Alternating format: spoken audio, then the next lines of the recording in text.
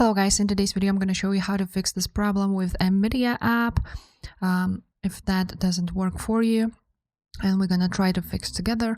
So the first thing you want to do is go ahead and close the Nvidia app, then go on search and write down device manager, open it up.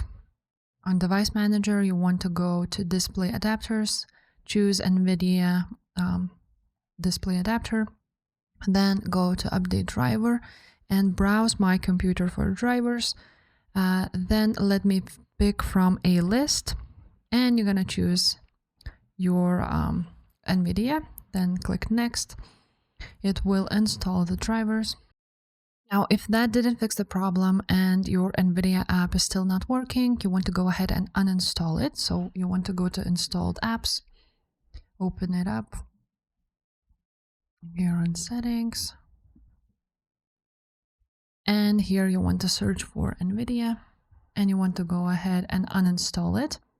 I already did that off camera. And then once you will uninstall it, you want to go to your browser and you want to write down Nvidia app download and choose this one from nvidia.com and click download now. After that you want to go ahead and install the new Nvidia application.